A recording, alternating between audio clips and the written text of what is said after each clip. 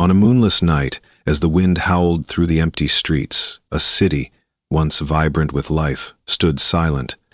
Its towering buildings now crumbled, its streets overgrown with vines, and its markets, where laughter once echoed, now eerily still. What happened here? How did a place so full of energy become a graveyard of memories? Legend has it, this city was abandoned overnight.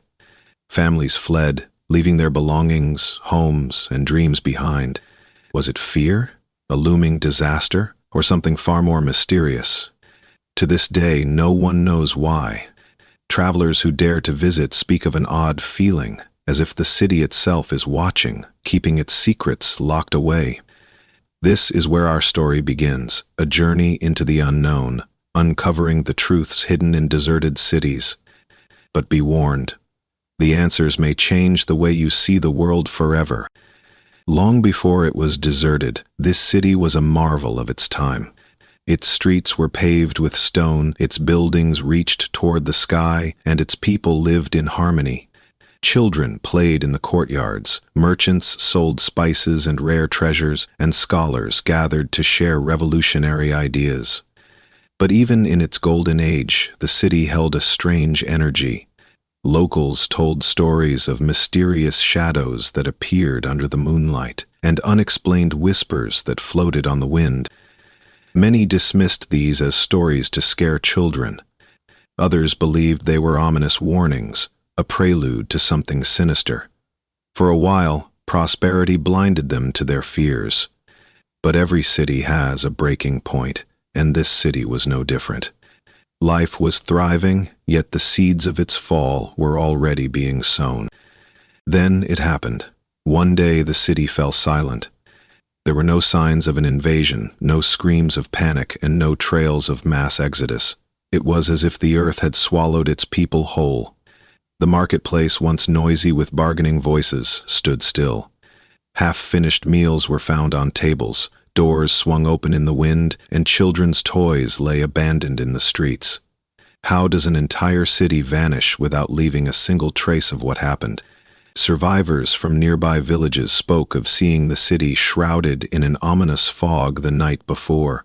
They heard strange sounds, neither human nor animal, and by morning the city was deserted. Was it a curse, a natural disaster, or was something more sinister at play? Years later, archaeologists began to dig where the city once stood. What they found baffled them: broken pottery, tools far advanced for their time, and walls carved with symbols that no one could understand. It was as if the city's history had been buried, deliberately hidden from the world. Beneath the ruins they unearthed underground tunnels, long and winding, as if designed to protect something valuable. At the center of the labyrinth, they found an odd-shaped altar, its surface covered in scorch marks. What was this place? A temple? A safe house? Or something much darker? Every discovery raised more questions. Who built the tunnels, and why? And what had been burned on that altar? Some said it was a ritual gone wrong. Others believed it was an attempt to appease the gods. Whatever the truth, it remained buried, just like the city itself. The symbols carved into the walls were unlike anything ever seen before. They glowed faintly under the light of the moon, as if holding some hidden energy. Linguists and historians struggled to decipher them, but the symbols defied explanation. One carving depicted a city in flames, its people fleeing in every direction. Another showed a dark figure standing above the chaos, arms raised as if summoning the disaster. Was it a warning from the past, or a prophecy yet to come? Villagers near the ruins whispered that those who studied the symbols too closely would be haunted by nightmares. A few researchers even abandoned their work, claiming they felt an unshakable presence watching them. The deeper they dug into the city's mysteries, the less they seemed to understand. As researchers pieced together clues, they discovered evidence of a violent natural disaster. The city's ruins showed signs of massive flooding, likely caused by a colossal tsunami. Layers of sediment revealed that the earthquake preceding the flood was one of the most powerful ever recorded in the region. But something didn't add up. The damage to the ruins wasn't consistent with a natural disaster alone. Many structures appeared to have been burned or destroyed by force. Why would a city facing a tsunami also endure a fire? Survivors' tales, passed down through generations, spoke of two disasters striking on the same night. First the earth shaking, then the fires, and finally the water. But who or what caused the fires? Could this really be a coincidence, or was something more sinister involved? Locals began to believe the city was cursed. They spoke of the original settlers disturbing something sacred, an ancient spirit or force that had slept beneath the land. Stories claimed the city's riches were stolen from a neighboring kingdom, angering the gods. The curse, they said, began with whispers in the wind and strange occurrences, crops failing, animals disappearing, and people falling ill without reason. The king, in a desperate bid to save his city, ordered a grand sacrifice to appease the gods, but it was too late. The curse consumed the city, driving its people to madness and chaos. What started as fear turned into rage, and the once thriving society turned on itself. Was this the true cause of the city's downfall? Or was it just a story created to explain the inexplicable? Beneath the surface of the city's curse was a dark truth: betrayal. Among the ruins, researchers found evidence of hidden compartments in the royal palace, likely used for secret meetings. It seemed the king's closest advisors had turned against him. One ancient document, barely legible, described a plot to overthrow the king. These traitors had been promised power by a neighboring kingdom in exchange for access to the city's treasures. On the night of the disaster, they opened the city gates to the enemy, only to be swept away by the unfolding chaos. The betrayal didn't just weaken the city, it destroyed its people's trust. Families turned on each other, alliances crumbled, and the once strong unity of the city fell apart. Could the city have survived if it had remained united, or was its fall inevitable? The city's fall wasn't solely due to external forces. It was corrupted from within. As the city grew wealthy, greed took root. Leaders began hoarding resources while the poor grew desperate. What was once a thriving community became a battlefield of class division. The wealthy lived in grand palaces while the workers struggled to survive. Discontent spread like wildfire, and small uprisings broke out in the city's outer districts. These weren't just acts of rebellion, they were cries for justice that went unheard. When the disasters struck, the city was already fragile. Instead of coming together, its people turned against each other. The enemy wasn't just at the gates, it was in their hearts. Could the city's leaders have saved it by acting earlier? Or were they too consumed by their own greed? It was a night like no other. The air was heavy, as if the city itself knew what was coming. Survivors' accounts described strange lights in the sky, a deafening roar from the earth, and a wave of terror that swept through the streets. When the earthquake hit, the city was already in panic. Walls crumbled, fires broke out, and chaos ruled. But the real devastation came moments later. Water. A towering wave crashed over the city, swallowing everything in its path. Families were separated, temples were destroyed, and the streets that once bustled with life were drowned in silence. By morning, the city was gone. All that remained was a barren landscape, stripped of its glory. Not everyone perished that night. Small groups of survivors escaped, carrying with them stories of the city's final moments. They spoke of heroic sacrifices, with some staying behind to protect others. These survivors fled to distant lands, blending into new societies. They carried fragments of their culture, songs, symbols, and traditions that hinted at their origins. But over generations, their identity faded, leaving only whispers of the city's existence.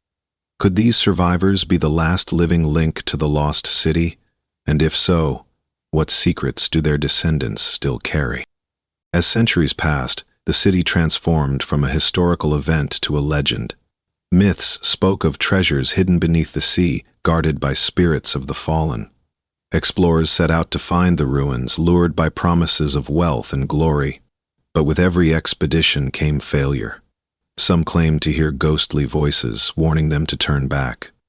Others vanished without a trace, fueling the belief that the city was protected by a curse. The line between fact and fiction blurred, but the legend of the city only grew stronger.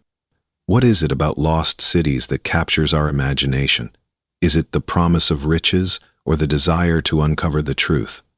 Centuries later, explorers armed with cutting-edge technology set out to uncover the truth. Underwater drones and sonar scans revealed mysterious ruins buried beneath layers of sediment. These weren't just scattered remnants. They were the unmistakable foundations of a once thriving city.